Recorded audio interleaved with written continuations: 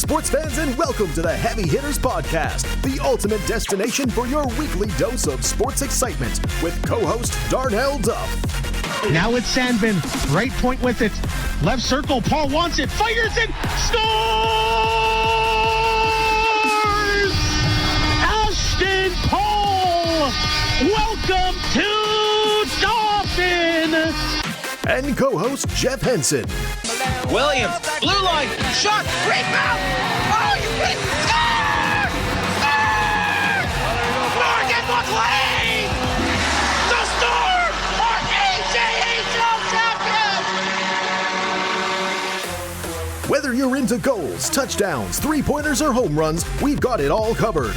We're here to bring you the latest updates, witty commentary, and a whole lot of sports love. So, whether you're tuning in from the sidelines or the comfort of your own couch, get ready for a fast-paced ride through the world of sports. Strap in, because it's game time on the Heavy Hitters Podcast. Welcome back. Good morning, good afternoon, good evening. Whatever time it is for you, welcome. We are back on the Heavy Hitter Podcast. My name is Darnell Duff, co-host Duffy, also pleased to be joined by co-host Henny, which is known by Jeff Henson. And Jeff, we got another special episode coming up with lots to chat about. And we're only 1 week away from a milestone, episode number 10. Who'd have thought we'd get through one or two? Never mind be looking down the barrel at our 10th episode coming up next week. And you know what? I look at so many episodes trying to build up. Even myself, over the years, I've tried to build up a podcast, and it just hasn't worked out. But we've had some pretty cool guests over the week. Jack Michaels, voice of the Edmonton Oilers. And the cool thing about it is we're on Spotify, we're on our iHeartRadio, we're on YouTube Music, so people can take us where they're going 24/7. Well, I know when I listen back to the podcast with my fiance, we're always listening to it in the vehicle whenever we're driving back and forth from here in Dauphin up to Swan River. So yeah, you can take us anywhere you're going and check in on what we're talking about on a weekly basis. This week, we're chatting with Nolan Kowal, who's voice of the Prince Albert Raiders, just coming off his first season in the Western Hockey League. Will then be followed that with Kyle Doering, who is a multiple champion on the circuit when it comes to curling, 2016 Canadian champion as well as 2016 World Bronze. He's also a lifesaver. First, though, we'll be joined in a couple of minutes by Carla Wolfenden, who was at Game 1 between the Winnipeg Jets and the Colorado Avalanche in their first-round NHL series. And you look at this series so far, Jeff, the Avalanche responded after a 7-6 loss in which Alexander Georgiev was not good at all in Game 1. We talked about that leading into this series. He racked up a lot of wins in the regular season, but that's often because Colorado has such a potent offense. You look forward into Game 1. The Jets put up 7 in just a game that was an emotional roller coaster. The highs of the highs, the lows of the lows. Winnipeg gets off to a great start. Unreal atmosphere as well. But then you move forward into Game 2.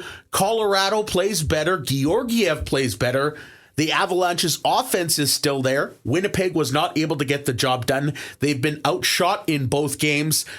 Yes, perhaps you're tied, and you're happy that you're tied if Winnipeg, but realistically, we were chatting off air, Colorado could be up 2-0 in this series. Yeah, if they got a couple more saves from Georgiev in Game 1, you're looking at Colorado heading back home with a 2-0 series lead. I'd be a little nervous if I'm the Winnipeg Jets, and I'm sure there's some nervous Jets fans in Winnipeg right now with their club only going to Colorado with a split and not up 2-0 with the series lead there. Colorado has definitely been the better team in this series so far, and now they get to go home for 2. Of benefit to the Jets, they don't have to look that far back as far as having some success in Colorado. A 7-0 win late in the regular season for the Jets in Colorado. So they do have that to build on. And I think if you're the Jets right now, I don't think you're looking at winning 2 games in Colorado. I think the goal is to come out of there with a split. If you come out with a split, you've got home ice advantage back in the series once again. I mean, you're guaranteed you're coming back at least for one more game at Canada Life Centre at the whiteout.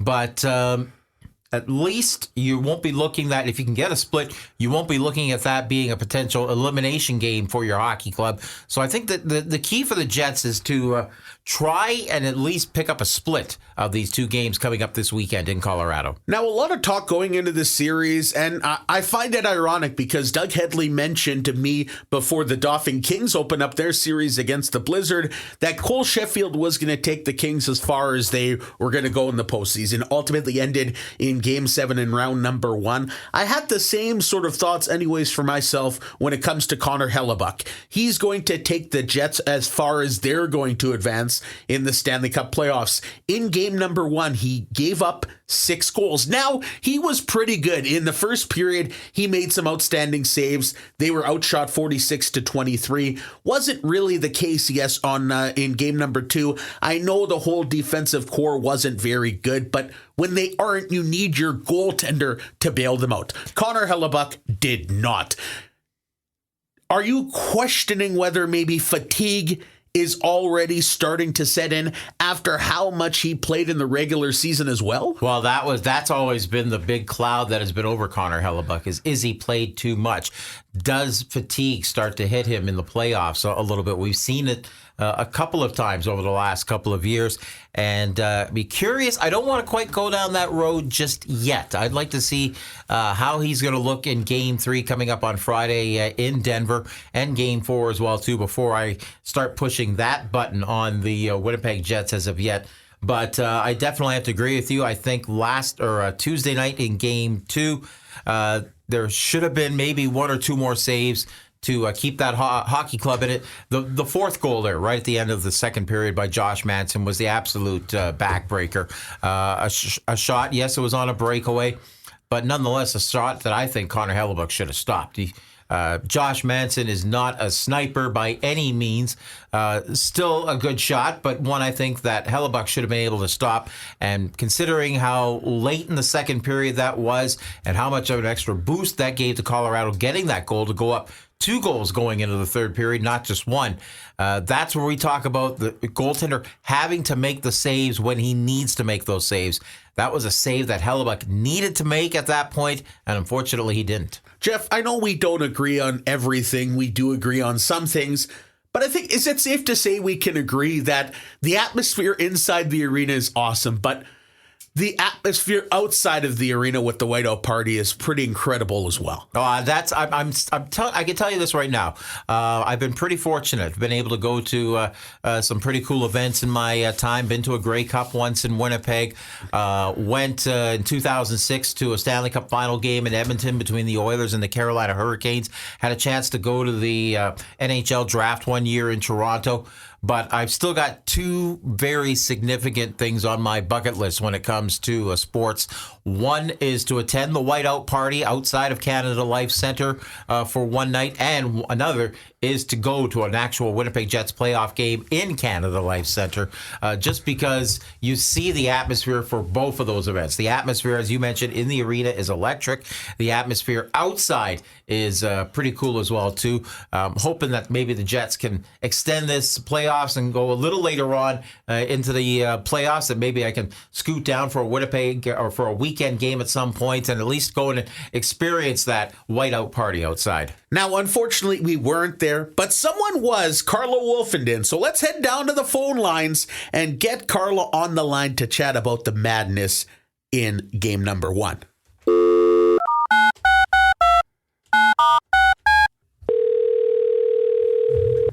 Hello. Good day, Carla. How are you feeling? Have you got your voice back after Game number 1? I'm at about 90%, and it comes and goes, so bear with me. Now, Carla, I've heard some pretty great reaction from the atmosphere in the arena, the atmosphere outside of the arena. You were at Game number 1. You started outside. You went inside. Just take our listeners through the atmosphere and how epic that night was. Epic is the right word for it. We had gone to the Whiteout Party in 2018, I think it was, but didn't have tickets to the game and had a real feeling of like agony just walking away, not being able to go into the arena. So when tickets came on sale, we got them, and we just arriving to the Whiteout, you could just feel the energy. The atmosphere was amazing. Everyone was so happy and excited to be back in that whiteout atmosphere. Great moods. Everyone was super happy, chanting, giving high fives, taking pictures. It was really fun. Can you really compare the atmosphere inside the arena to anything that you've maybe seen before, Carla?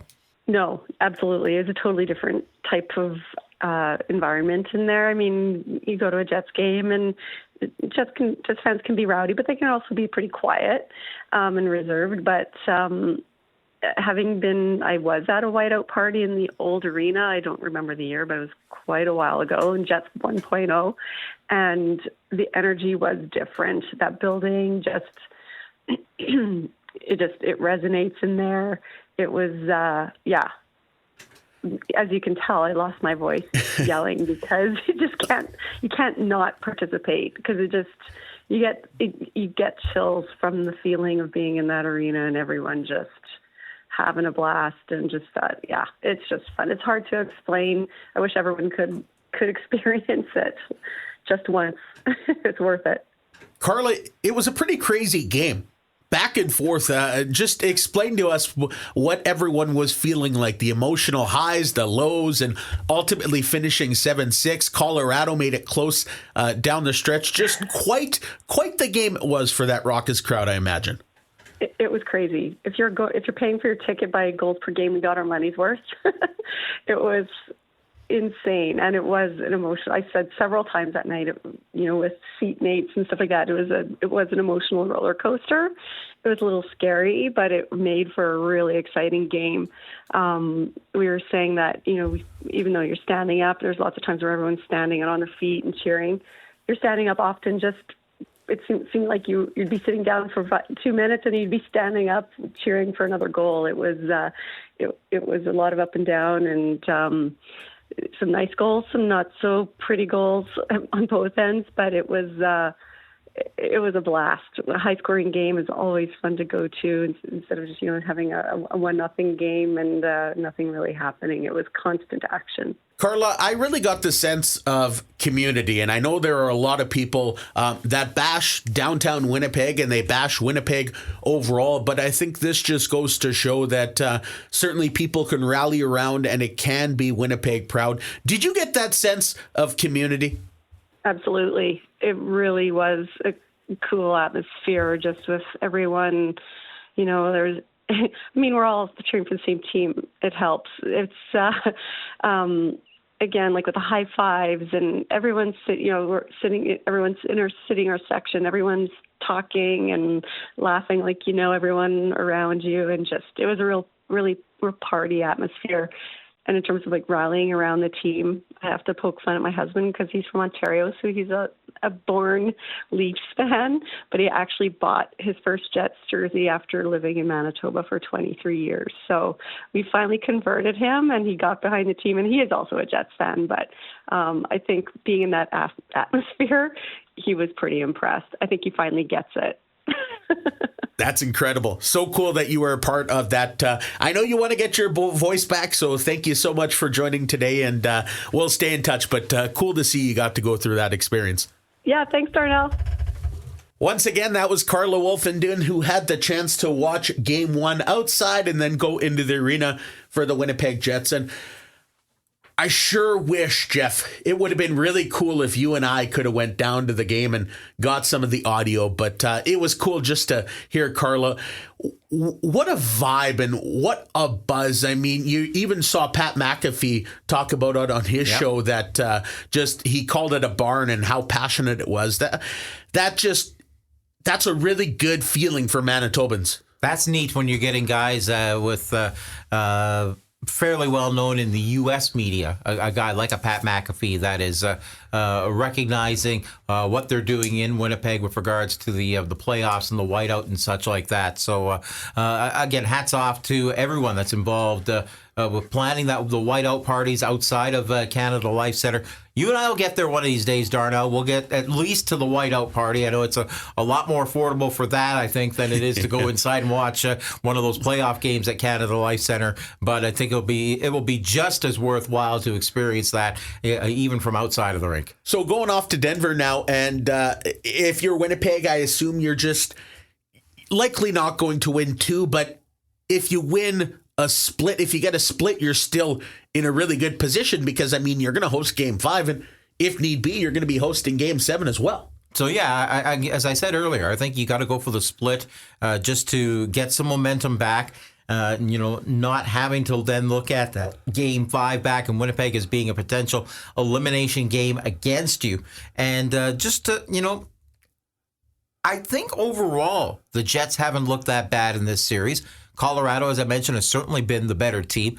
But as you kind of also brought up earlier as well, too, it's time for Connor Hellebuyck to step up and win a game for the Jets here in this playoff series. Not saying that Alexander Georgiev won that game number 2 for Colorado, but he certainly didn't lose the game for them, much like, you can maybe make that argument for game number 1 that he did. So it's time for Hellebuyck, I think, to show his reasoning why a lot of people are expecting him to win the Vezina Trophy this year as the top goaltender and go down there and possibly win one of those 2 games almost on his own for the Jets. Now, around the NHL, and we're talking about goaltenders, that Tampa Bay Lightning and Florida Panthers series, Vasilevsky and Bobrovsky, I mean, just robberies. They made yesterday's game, they made some, and Bobrovsky on that one save when he wasn't even looking, he put his arm out and somehow the puck hit him. One of the best saves, and then Vasilevsky came back with an unreal glove save on Tkachuk on that backdoor pass.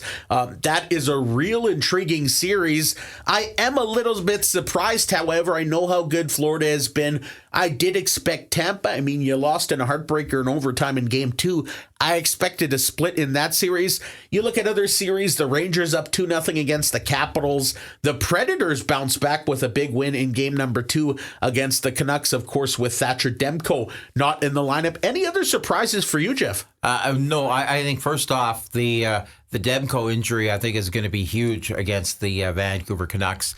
Nothing against Casey DeSmit, but just like we talked about how the Jets will go as far as Connor Hellebuyck can take him, I think the Canucks were going to go as far as Thatcher Demko was going to take him in this postseason as well, too. And that's a huge blow for Vancouver now going forward. Nashville is not an easy place to play in at the best of times, especially in the playoffs. The way they get on goaltenders after allowing a single goal in that, I don't know if Casey DeSmith, how he's going to handle that, and that's going to be a tough one. I expected the Oilers to do well to start their series against the LA Kings. And surprise, surprise, Mark Stone comes back and he scores a goal in his first game back with the Vegas Golden Knights.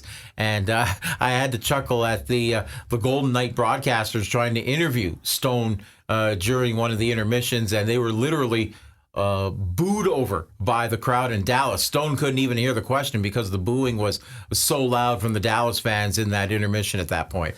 I don't know about the whole Stone situation. I mean, they're not doing anything against they're completely going by the rules. And I don't know. NFL draft is coming up, Jeff. And we were talking yesterday off air, I was heckling you. We were laughing, joking. The Minnesota Vikings. Now, we know the number 1 pick, it will be Caleb Williams. That's a foregone conclusion. There has been a mock draft and a mock trade that the Minnesota Vikings will jump up to the 5th overall pick. And if they do, Jeff, you know who you want the Vikings to secure. Right now, I want them to get a quarterback. I don't care. If they get to number 5, likelihood that quarterback would be J.J. McCarthy from the national champion Michigan Wolverines. I have also heard some mock trades that they could get as high as the 3rd overall pick, that they're apparently talking with the New England Patriots about trading up to the number 3 spot and taking one of the other quarterbacks that are available in this draft.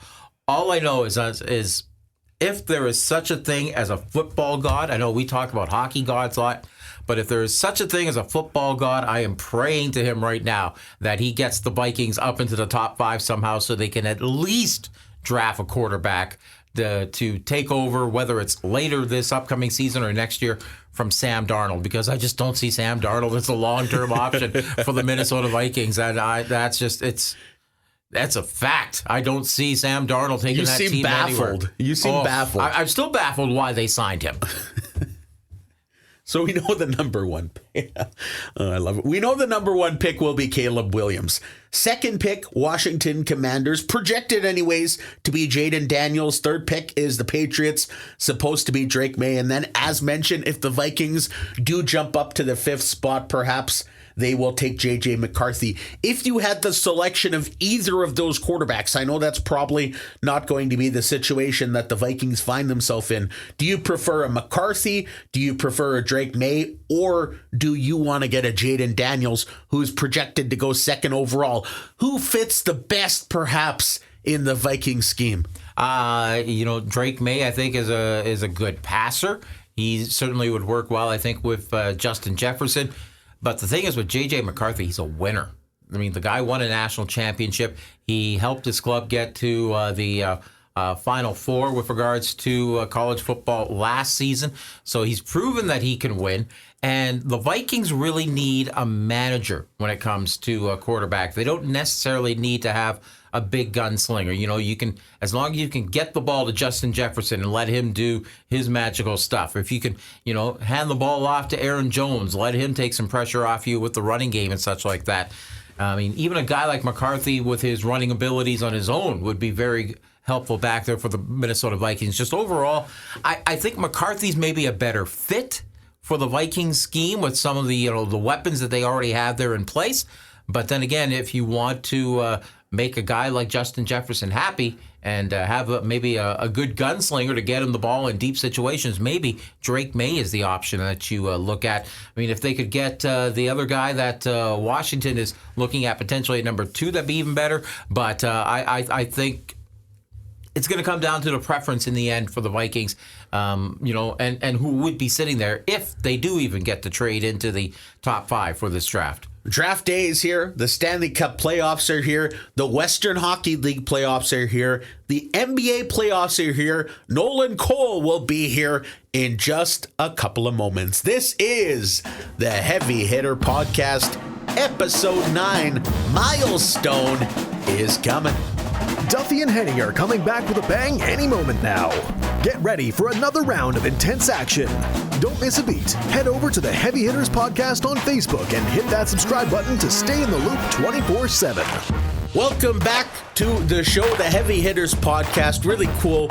We are one episode away from number 10, which will be coming up next week, and another special guest is on the way. But first things first, we're episode 9, and we got some special things going on throughout this show. Kyle Doering coming up in a couple of moments, a Canadian junior curling champion, to chat about his curling journey. But pleased to be joined on the phone now by Nolan Kowal, who just wrapped up his first season in the Western Hockey League as the voice of the Prince Albert Raiders. So Nolan, thank you so much for taking the time. And a big saying is, if you can't play, you end up in the broadcast booth. So let's flip back. Let's go back to the starters for you, Nolan.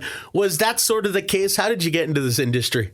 I've never actually heard that saying before. I think I've heard it more so for coaching, but no, it's a good question. I never had aspirations to play, high level hockey. I played a little bit growing up and still play every now and again recreationally, but no, Darnell, it was always just a kind of a childhood dream of mine. Grew up a big sports guy. My dad always had a game on growing up, so he kind of exposed me to that world. And then I kind of developed the broadcasting side of things on my own, to be honest with you. Just, hearing guys like Bob Cole growing up, really kind of inspired me. Even guys in Winnipeg growing up like Kelly Moore, Bob Irving, those kind of guys, just watched and listened to some great broadcasters growing up, and always wanted to pursue it. So got the necessary education, and here I am. It's been a fun ride. Obviously it's a volatile industry right now. It has been for a while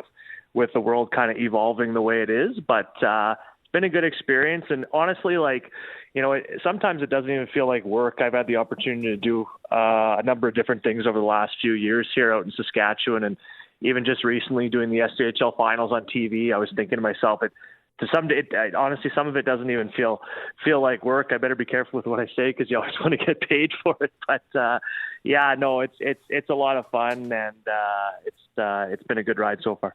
Nolan, you come to Prince Albert after being the voice of the Estevan Bruins and getting to call the Centennial Cup tournament a couple of years back. What was the biggest adjustments from you going from the SJHL to the major junior ranks?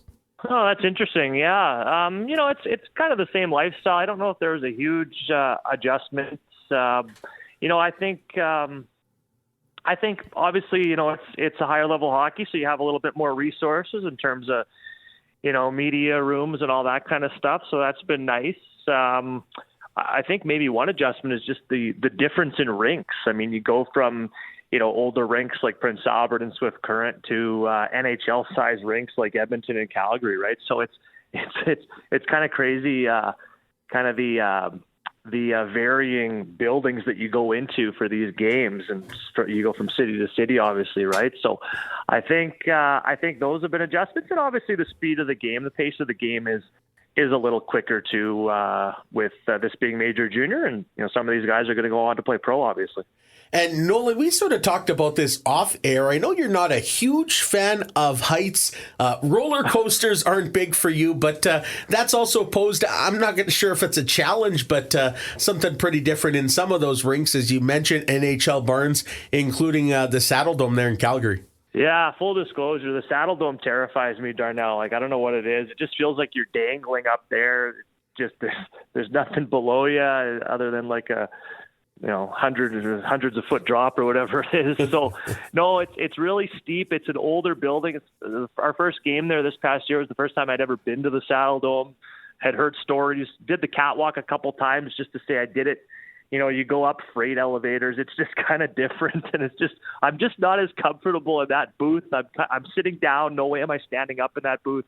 Sitting down and kind of just clutching onto the desk below me. So it's uncomfortable.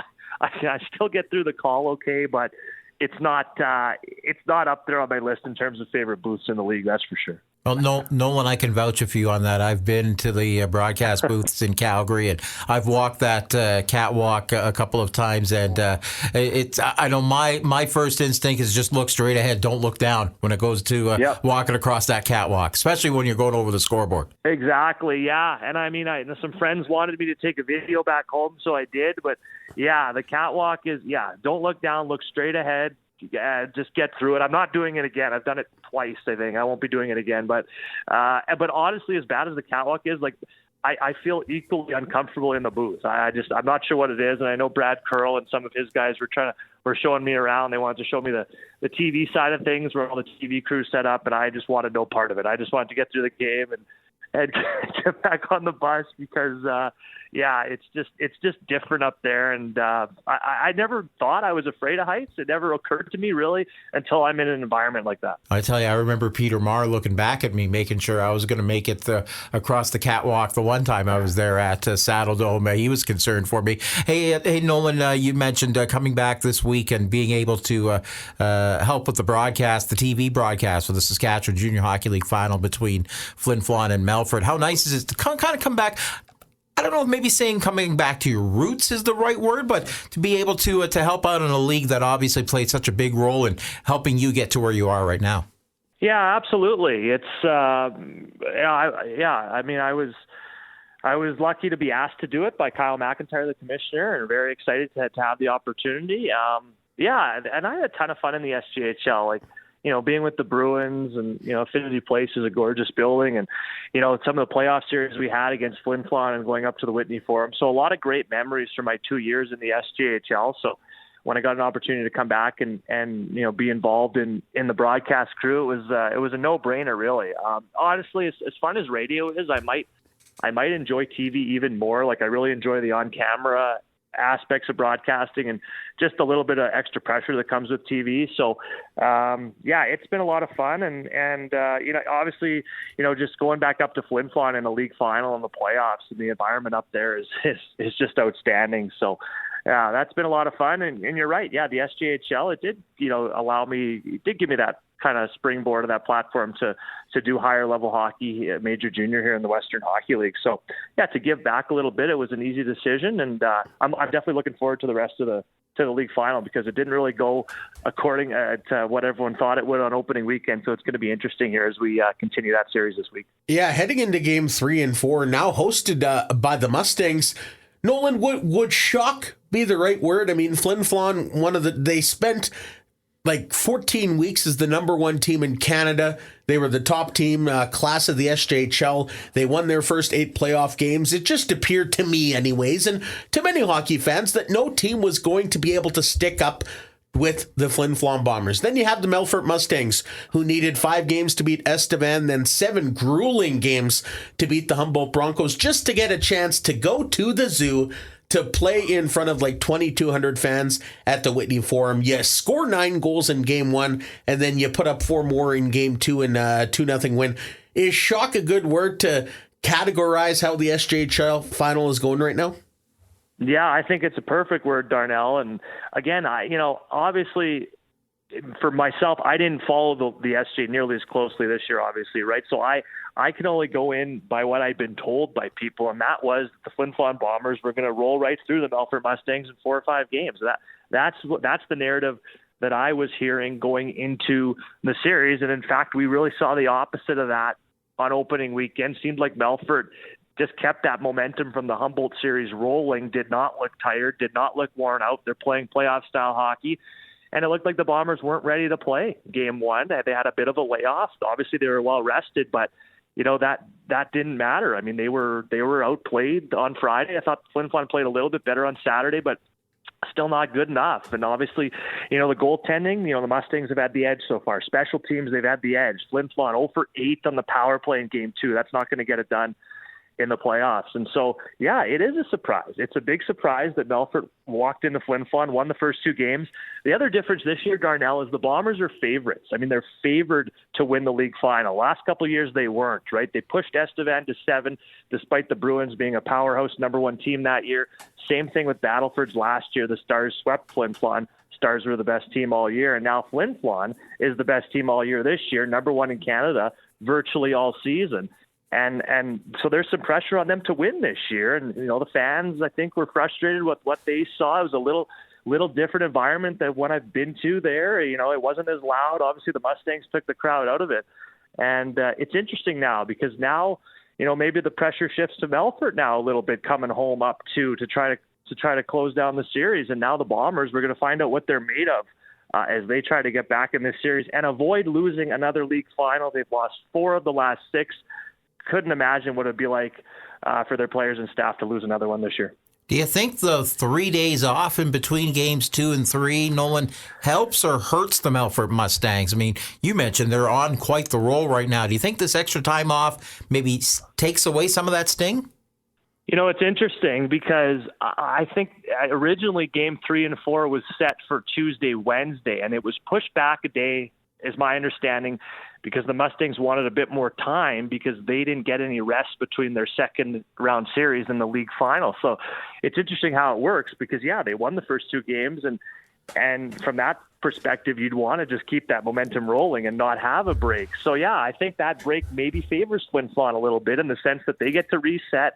First 2 games didn't go according to their plan, and they've got an extra day to try to work out some things, X's and O's wise, and but I mean, at the end of the day, I think it comes down to compete level 2 in the playoffs, right? And who wants it more. But yeah, no, I do think that extra day that will play a role. Interesting. I mean, Melfort's coming home, but yeah, no, I think the Bombers, the way the opening weekend went, I think if between the 2 teams, the Flin Flon might benefit a little bit more having that extra day to get ready for game 3. Nolan Kowal is the voice of the Prince Albert Raiders and now a part of the TV crew for the final of the Saskatchewan Junior Hockey League between the Melfort Mustangs and Flin Flon Bombers. And Nolan, you just alluded to, the Bombers have lost 4 of the last 6 league finals. They a dominant program, no doubt about it. Mike Reagan does a great job in leading this team to the finals, but they never seem to be able to get over the hump. What kind of pressure maybe do you think Mike Reagan is feeling, getting his team to the big dance and to the finals every year, but perhaps not lifting them over that turnbuckle? Well, lots of pressure, right? And first of all, let me say I've really enjoyed my interactions with Mike Reagan. I've got to know him a little bit, done a lot of interviews with him over the past couple of years. I think he's a great guy, great coach. Cole McKegg, their assistant as well, Chris Bortis. They've got a great staff there. But you're right. I mean, yeah, there is pressure on him. I mean, Mike's a local guy there in Flin Flon. He's been I was looking back at some of the numbers of the organization in recent years, obviously, and Mike came in I believe the 07-08 season, and he's had a winning record virtually every year. And as you say, 4 of the last 6 finals, him and his players haven't been able to get the job done. They were so close in 2022, heartbreaking loss that year for the Bombers, and it's. I was thinking about this, and I've talked to Rob Hart about it too, longtime Bombers broadcaster who. Darnell, obviously, very well as well. It just seems like it might be a mental thing too. It's one of those anomalies in sports where they're so competitive every year. They get to the finals and they just can't get it done in a variety of ways. I mean, underdogs, they're so close. And now they're the favorites and they're in a hole, right? So it just seems like it's one of those things in sports that doesn't really add up, that they should have won more than they have not won since 93, and we're not counting them out this year yet. But it's going to be an uphill battle. And so I do think there's a lot of pressure on the staff, and as passionate as those fans are up in Flin Flon, that contributes to the whole thing as well, because they're so thirsty for a championship. I interviewed the president, Darnell Travis Rideout, on the weekend on our broadcast, and he had a good point. He said, do we feel like we deserve a championship? Yes, and don't quote me, I'm just paraphrasing, but he also said we have to earn it. He had good perspective on it, and I do think they will win, whether it's this year or in future years. I do think they are due for a championship, but it's definitely interesting how they've had their struggles in the league final for sure. Nolan Kowal, once again, the voice of the Prince Albert Raiders. And before we let you go, Nolan, I really do appreciate you joining the Heavy Hitters podcast. So let's go back to the Western Hockey League. More into your first year. The team, 31 wins. You featured Roblin Starr, Braden Doobie, who scored the game winner for the Kings in Game 7 of the MJHL final a couple of years ago against Steinbach. You qualified, and then you won Game 1 against Saskatoon in a little bit of a shocker. Was this a positive year, not only for yourself, Nolan, getting the chance to call Western Hockey League games and achieved your dream of going to the next level, but was this a positive for just the organization in all moving forward? Yeah, absolutely. Well, yeah, for sure it was a positive year for me and my broadcasting career and development. And yeah, for the organization and the team, absolutely it was. It was the next step for them. I know Curtis Hunt, the GM, wanted this team to take the next step and get into the playoffs, and they did that. They had their ups and downs. They had a good first half. They had a great American road trip. They had a little bit of struggles on home ice in the first half and went into a bit of a lull there right after the Christmas break. But, they played some good hockey for stretches as well. And so I think with how young their team is, how young their roster still is, I do think they took a positive step forward this year. Max Hildebrand emerged as an elite goaltender in the league. Ryder Ritchie was good when he was in the lineup. Unfortunate that he missed a good chunk of the year with injury. Sloan Stanek had an excellent season in his last year in the league. Aiden Oiring is an excellent hockey player, good 200-foot player who had a great year. So I do think they did take that next step, and that playoff experience is invaluable for some of the younger guys. I mean, guys like Luc Maraz, Oli Chenier, those guys took the next step in their careers this past year with more ice time, more responsibilities. So it definitely coming off a season where they missed the playoffs. They got back in this year, and they took a game from the top team in the league in the Saskatoon Blades and made that series relatively competitive. So I think that experience this past year will serve them well going into next season. Now, we all have highlight reels, players for sure, but I'm going to say as well, broadcasters. We have our own highlight reels, our favorite calls. Before we let you go, Nolan, what's one of your favorite calls from your first season in the Western Hockey League? Can you remember upon it? That's another good question, Darnell. You know what? There was a game in Lethbridge where the Raiders, I believe, were down 3-0 heading into the third in February. They came back, tied the game in the dying seconds at 3, and then won in overtime. So that game and that broadcast stands out to me because I haven't seen too many games of a comeback in that fashion. And so I think the comeback in Lethbridge, Turner McMillan tied the game, I think with 5 seconds or so left, and then Sloan Stanek won it in overtime. That game, from this past season would I think probably rank number one off the top of my head from the past year. Fantastic stuff. Nolan Kowal is the voice of the Prince Albert Raiders getting set for the 24-25 season. Nolan, thanks so much for the time, and enjoy the rest of the SJHL final, and looking forward to meeting you on the golf course this summer. Sounds good, Darnell. Thanks for having me on again. Get ready, folks. The Heavy Hitters podcast is about to bring the heat as Duffy and Henny return in just a moment. But here's the kicker. You can be part of the action, too. Want your voice heard on the show? Shoot the boys a message on their Heavy Hitters Facebook page with your burning question, and they'll give you a big shout-out next week when they answer it. But for now, buckle up for more heavy-hitting action with Duffy and Henny. Welcome back to the Heavy Hitters podcast. It was always a pleasure to be joined by the voice of the Prince Albert Raiders, Nolan Kowal, on the second half now. We're back. And Jeff, you know what I'd like? You know what I love doing? I love to watch curling. I also love to play curling, but I'm not very good at it. So I guess that's why we're here today to chat about it, right? Well, kind of like the line we use with Nolan, those who can't play and those that really suck talk about it. Yeah, I'm not very good. But I love chatting curling, and today we're pleased to be joined by Kyle Doering, who is a 2016 Canadian junior champion, also won a bronze medal back in 2016 representing Team Canada. Kyle, thank you so much for joining the Heavy Hitters podcast. So a lot of success throughout the years, including some really exciting news for you as of late, as far as where you're going to be playing when it comes to next curling season. Let's go back to the start of your journey, though, Kyle. I know your dad, your grandpa is really big into curling. How did you yourself get into the game? Was it just watching, seeing it on TV? Did you pick it up pretty young, or? Well, thanks for having me on, guys, first of all. Big fan of the show. My curling journey began when I was, 6 years old. My dad built a small little hockey rink in my backyard, and he converted it to a curling rink. So he took a hose and made a few holes in it to be able to pebble, and he got kind of miniature curling stones and gave me a slider and a broom. And I was zipping down the ice, sliding all the way down, and I was in a curling club the next day and never looked back. I fell in love with the sport right away, and I've been very fortunate to have so many different experiences along the way, including this last one, being alternate with Team Gushu at the Worlds. So I want to chat, of course, about your opportunity to be alternate with Team Gushu, but I want to go back even a little bit earlier. You mentioned your journey in the curling world started when you were about 6 years old. You've had some awesome experiences over the years. Let's go back to that 2016 when you won a Canadian junior title, and then you had the opportunity to represent the country, as I mentioned, at the world stage at the World Championships over the pond. What was that like, first of all, to win a Canadian junior title and to wear that maple leaf on your chest? Oh, that was amazing. That was one of the highlights of my career as well. That team with Matt Dunstone at skip, Colton Lott at third, myself at second, and Robbie Gordon at lead.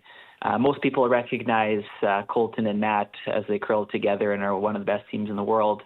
But that team was super, super special. Not only did we play well on the ice, we were best friends off of it. And I think that's why the team had so much success. Our goal going into the season was to win a Canadian championship, and we did just that. We finished third at the Worlds, was a little disappointing, but still, the talent at that Worlds was off the charts. We had Bruce Mowat was the gold medalist. Corey Dropkin was silver, who's still playing. Rasmus Rana was skipping a team. There was a ton of depth. There was a few more players as well sprinkled around that are still playing at the world level.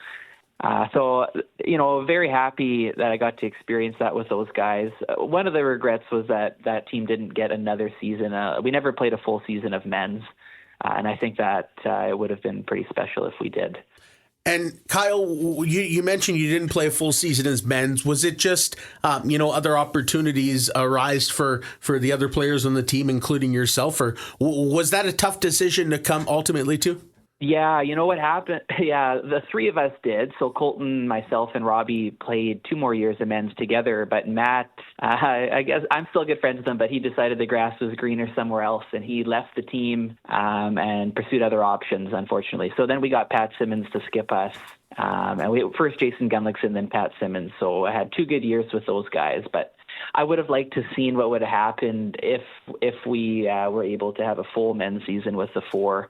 because we had two established years together. We won men's events in the past, and I think it would have been pretty special. Now, talk a bit about the opportunity to join Brad Gushue in his ring. How did that come about for you? Yeah, that was out of left field, to be honest with you. I thought my season was just about over.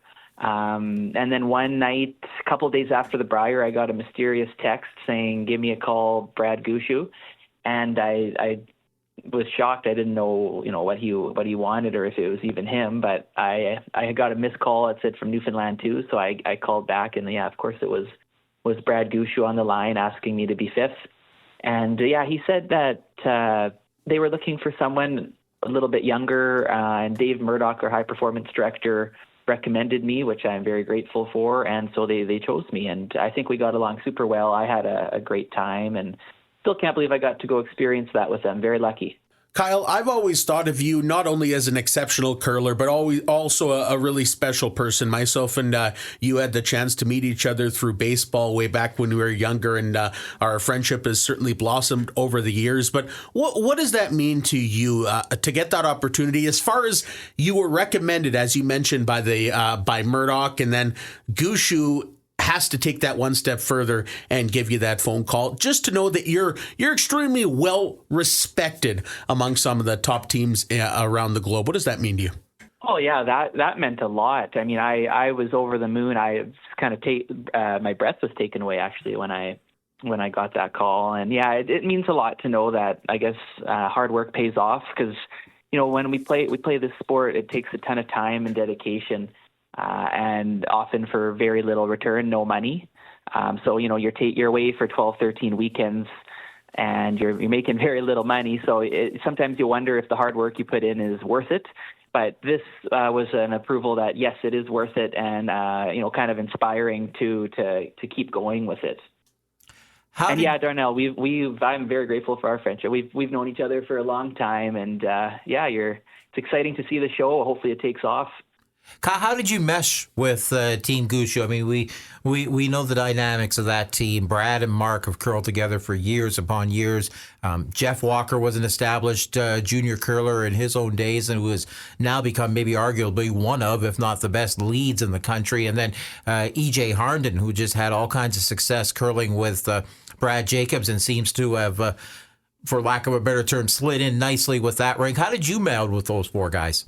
Yeah, I think you could make the case that each one at their position is one of the top players in the world for sure, if not the best in the world. Quite well, actually. I wasn't sure what to expect. I mean, I've curled against them a little bit. I've chatted with them a few times off the ice, but nothing crazy.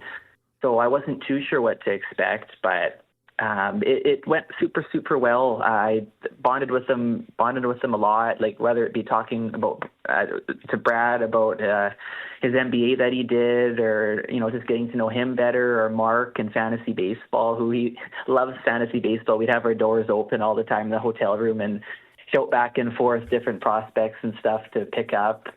And I had really, really good conversations with all of them, and just consider them all friends now, which was awesome. Because again, you never know what to expect, and I'm younger than them. I'm 15 years younger than them, so sometimes it's hard to that generational gap can be a little hard. But we got along super, super well. So, Kyle, you see how the best of the best prepare on a day-by-day basis at the World Championships with Team Gushue. Will this experience help you moving forward as far as perhaps how you can prepare and the proper mindset needed to become a championship caliber team? Yeah, for sure. I got a firsthand view on how one of the best to ever do it from Canada, if not the best. I think you can certainly make a case that Brad and team is the best to ever play from Canada. Getting a front row seat to them and just seeing how they do things, the little nuances that they put into it, how kind of strict they are to doing the same thing before every game. It can only be a positive. And then the experience of witnessing a Worlds like that with the fans in a packed arena, just getting to go through that, certainly it's going to be nothing but positive. Kyle Doering, pleased to be joined on the Heavy Hitters podcast. 2016 World or Canadian Junior Champion, also won a bronze medal with Team Canada that year. This year was an alternate for Team Gushu at the 2024 World Curling Championships. Overall, Kyle, it's been a pretty thrilling 3-year stint, I think it has been for you. Going back to 2022, I know it wasn't with the team you were playing for, but you still had a chance to be an alternate for Team McEwen at the Brier, which of course is Canada's national curling championship. What was that like? I know growing up with you, that was always a dream of yours to get the chance to be at the Brier. You played in one game back in 2022, and then you played with Team Sturmey back in 2023 as well when you were a wild card entry. How much of a thrill was that to check that off the list and get the chance to be a part of the Brier? Super cool. The first time I went with Mike, like I say I looked up to Mark and Brad and their team forever, which I have, but I've also looked up to Mike and Reed because they're two legends in Manitoba. I'm good friends with them. So to get a call to experience my first Brier with them and see how it all is, that was incredible. We had so much fun. And then getting to go the following year with my own team, with Team Sturmey, that was probably the highlight of my career. The day I'll never forget. We needed Kevin Cooey to eliminate Sluchinski, who I'm curling with now, to go to the Brier and clinch it for us. And he did. And we were just crying basically in Glenn's condo, just over the moon happy. Our whole team watched it together. And that was one of the coolest things I've been a part of. And then to experience it and play in it, because you wait your whole life to do that, was really, really cool. Super fun. And yeah, I'm fortunate to make it, because growing up in Manitoba and playing in our provincials, I've lost 3 men's finals in Manitoba, all to Mike McEwen. And then going to Alberta and having to beat Kevin Cooey, like these are hard provinces. So to make a Brier is very special. Kyle, you mentioned you were longtime teammates and friends with Colton Lott. I want to get your thoughts on Colton and his wife taking part in the mixed doubles World Championships right now, and the success that they're having as the time that we're recording this interview. Wow, yeah, they're 5-1. I saw playing super well. I've been following it quite a bit. They got some good games coming up now. They beat Scotland, lost to Sweden. They have to play a few more to kind of clinch a playoff. I think they'll be fine. Yeah, it's amazing the success that they've had. They just lost to Sweden. I think that was their first loss all year in a mixed doubles game. And I mean, they're playing the Rano brother-sister combo, so certainly not a bad team to lose to. So yeah, it's incredibly impressive. I think they have a really good chance to go to the Olympic Games as well with the trials this coming December. I think they got to be a favorite, and I think you can see a world championship this weekend from them as well. It's been super fun to follow. Kyle Doering, an accomplished curler without a doubt. Even you go back to the 2011 Canada Winter Games where he led his team to a bronze medal and then won the 2012 Manitoba Juniors, was actually the youngest skip at the 2012 Canadian Juniors at that point.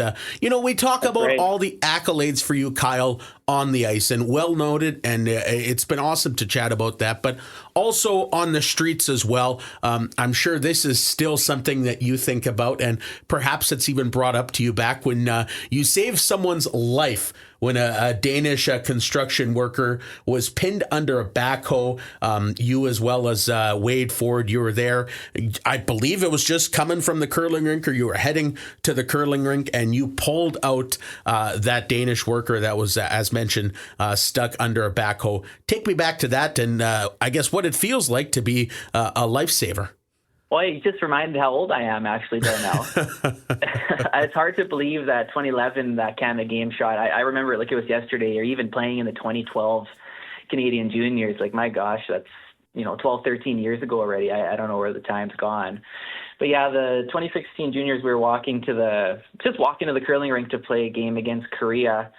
And we heard a shriek for help kind of thing, and this huge backhoe type construction thing. I'm not too good with the names of those things, but it fell on someone and basically crushed his legs. And myself, Wade Ford, Matt Dunstone's grandpa, a few other people kind of helped and pulled him out. And then he was fine, but he was definitely in some discomfort because the thing fell on his legs. But yeah, I think he was fine. And yeah, I mean, you don't expect to have something like that happen before a game. But there's a lot of locals around the incident too that helped, and 911 isn't the same over there. I think I can't remember what it is, 311 or something like that. So somebody called it in. Of course, they don't really speak English over there. So somebody called it in, and he was fine. Like it wasn't too big a deal. But yeah, certainly it was a little flustered. Kyle, now we're moving forward to the 2024-25 season. And of course, we have some exciting news about you, where you're going to be playing. But first of all, news came out recently. Brendan Bottcher left that team and has now moved on to a new team. There was a lot of shock and perhaps dismay around the curling world. I even saw Brad Gushu. He was completely shocked. I mean, I thought Brendan Bottcher, as well as with Mark Kennedy, that was one of the best teams in the world. How shocked were you, or perhaps maybe you weren't shocked, that Brendan Bottcher ultimately was ousted from that team? I mean, I think I was pretty shocked. Like you said, they're number 2 in the world for most of the year. Ton of success, Grand Slam finals. Certainly, they had the best season in Canada out of our teams. Brad Gushu was right there winning the Brier and the Players. But for consistency, Team Bottcher, I think, was the best in our country. And that was my pick to win the Brier. I thought they'd have a really good chance as well. So yeah, to see that happen, I was pretty surprised. But I mean, Ben and Mark have said that this is their last kind of go at it for the Olympics, and I guess they felt that this was the best move to get there. So yeah, I can't comment on what they were thinking or what went into that decision, but certainly a huge free agent now on the market, Brendan Bottcher. So it'll be interesting to see where he goes. So, Kyle, you've curled the past couple of years with Karsten Sturmey. You had the opportunity, as mentioned, to be a full-time participant in the 2023 Brier, which was cool. I know you mentioned you had tears with the rest of your team, and being a longtime friend, I was pretty emotional as well, just to see you achieve a lifelong dream of yours to be a full-time participant in Canada's Curling National Championship. You guys had some success as well. You were rated as a top 10 team in the world. You won the Ed Werenich Golden Wrench Classic. You also won the McKees Holmes Fall Curling Classic with Sturmey. But now that team has gone a different direction. A couple of members have decided to step away a little bit from competitive curling. But you have joined another team, and it's a team you're staying in Alberta with the Alberta Champions. Am I right? You're right. Yeah, we had 2 really good years with Team Sturmey. It's sad that the team's not going again. Karsten informed us about a month and a half ago that he is moving to London, England, and in fact, he's already there, so he's moved. And just kind of a different life direction for him, and I wish him all the best. A super good guy, and I was quite upset to hear the news because we had so much fun curling together. And our lead, Kurt, as well, stepping away from curling. He just doesn't have the time to do it anymore. And yeah, another 2 really good young players that the sport's going to miss. But so I was kind of left. I got the news that I was alternate at Worlds, but I was kind of conflicted because I didn't have a team. So I was trying to put the pieces together. It's kind of an odd time to switch teams. This is before all this huge news with Bottcher's announcement there. So I didn't know if I'd be able to land on a team.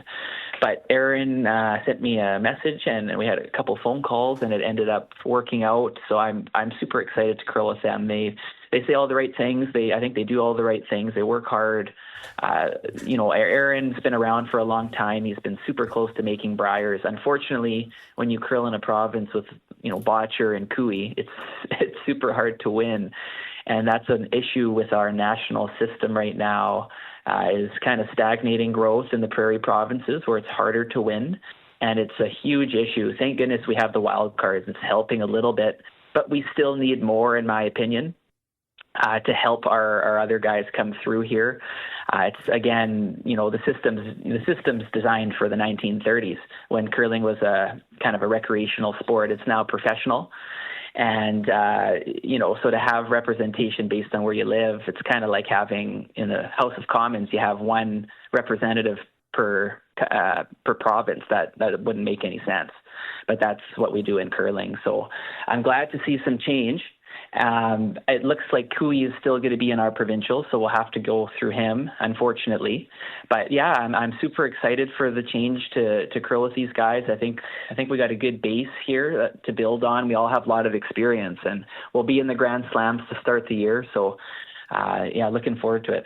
Now, Kyle, I hate to date you one more final time, but I have to, because I asked Nolan his highlight reel. Maybe it was a highlight reel call during his first year with the Prince Albert Raiders in the Western Hockey League. Do you got to go back to the Canada Winter Games for maybe your favorite shot of your curling career, or is there another one that pokes out at you? That's a good question. Probably that one, I would say. That's definitely the most memorable. To do something like that, is super, super rare. But then to do that when the cameras are rolling on TSN, I mean, it's just incredible that happened. So super fortunate that it ended up that way and the cameras were there to capture it. It's funny looking back all these years at how that happened. But yeah, they picked a random game in the Canada Games. They televised, I think, one game. And they picked that one for whatever reason, and it made the shot, and it's kind of lives in infamy now. Well, I'm sure there's a lot to be proud of. I know I'm very proud of you. It's awesome to see your journey continuing with Team Sluchinski next year. Looking forward to getting the chance to see you again compete at the Brier. So, Kyle Doering, thank you so much for taking the time. Congratulations on what has been a brilliant journey so far, and certainly, as I mentioned, looking forward to next year. So, thanks again for taking the time. Enjoy the golf course this summer. Glad to see everything is going well with you and Ashley, and all the best. Thank you very much, guys. Anytime you want to chat curling, just let me know. Once again, that was Kyle Doering, 2016 Canadian Junior Curling Champion, won a bronze medal that year as well. He's saved lives. He has done so many incredible things. So once again to Kyle Doering, thank you so much for joining a Heavy Hitter podcast. Jeff, episode number 9. To think a couple of months ago, we had a vision. I think I texted you one day and I said, you know what, Jeff? We have some good chemistry, so why not? Let's start a podcast. And 9 weeks later, we're going strong and having one heck of a blast. Well, and look at some of the people we've had. I mean, that first episode was just you and I gabbing away on sports overall. And now, since then, we've had a world curling participant and silver medalist in the form of Kyle Doering. We've had Jack Michaels, the voice of the Edmonton Oilers, joining us. We've had the new voice of the Saskatchewan Roughriders join us. One of the top make that U18 hockey players in the country joining us so far, just 9 weeks into this podcast. And next week, the big one, number 10. Oh boy. It's huge. It's huge. I mean, that's Can we say it's one of our biggest? Well, milestone-wise, it's definitely our biggest one. But we also have a pretty special guest coming. We do. I love it. Again, let's let people use their imagination, simmer, and think who it's going to be joining us on episode number 10. I know I usually get really giddy and start smiling, so I usually start posting thing on Facebook on Monday because I just can't hold it in anymore. But nonetheless, Jeff, just another fun episode. Awesome to see what's going on in the Saskatchewan Junior Hockey League, the final, the Flin Flon Bombers. I want to get your take before we say goodbye to all our loyal listeners. A shout out to you as well. Every week there is someone from Sweden, Bulgaria tuning in, Alberta, Quebec, Saskatchewan, Belgium, a couple of folks as well from Virginia. So wherever you're tuning into the Heavy Hitter podcast with Duffy and Henny, we truly do appreciate you. But I want to cap it off. I'm a big Flin Flon guy. I love the Bombers. Can they bomb and get back in this series against the Mustangs? Boy, I don't know. I'm a Bomber fan, too. I love their jerseys. I want to get so cool. I mean, I wish we had a way that Rob Hart could send us up some Bomber jerseys. I really like those Flin Flon Bomber jerseys. If there's a team in Saskatchewan that could do it, it is the Bombers, because they were so dominating over the course of the regular season. And, you could certainly make a point that they could rattle off 4 wins in a row or win 4 out of 5. I think Game 3 Wednesday night in Melfort is going to be the telling story of this series. We kind of talked, I think, with Nolan a little bit about that. If the Mustangs win Game 3, it's going to be extremely tough for the Bombers to come back from a 3-0 hole, with 2 of those games having to be up in Melfort. But if they can pull out a victory in Game 3, I mean, it's an entire brand new series. I remember years ago being involved in a playoff series where Fort McMurray went down 2-0 early in the series against Camrose and literally ran the table, won the next 4 to get themselves to the AJHL championship that year. So it's certainly possible. Going to Melford's not going to make it easy for the Bombers, but with the amount of depth that team has, and if Harmon Laser-Hume can turn things around He here has in to be games better. 3 and 4 and be better for the Flin Flon Bombers in goal, I mean, there's nothing saying the Bombers can't turn the series around on a dime. This is episode 9 of the Heavy Hitter Podcast. It is time to take a chill pill, a little bit of a break, a little bit of a breather. But don't worry, the pot is set to simmer because in 7 days' time, Jeff, it's milestone time. It is episode 10, and I'm sure looking forward to it. Looking forward to it. See you in 7, and go Jets, go. Love it. Also, a shout out to Carla Wolfenden, who also joined the Heavy Hitter Podcast to chat about the madness in Manitoba's capital. For whoever does not think Manitoba is crazy about hockey, let me tell you, you are crazy. You are wrong. Go Jets, go. Ladies and gentlemen, have a fantastic one, and we'll chat with you around the clock. That's a wrap for this week on the Heavy Hitters Podcast. Don't forget to give the guys a follow on Twitter at It's the Duffy One and JHenson73. You can also keep up to date with the podcast by visiting the Heavy Hitter Podcast on Facebook. Duffy and Henny will return next week, but for now, keep it real and keep it heavy hitting.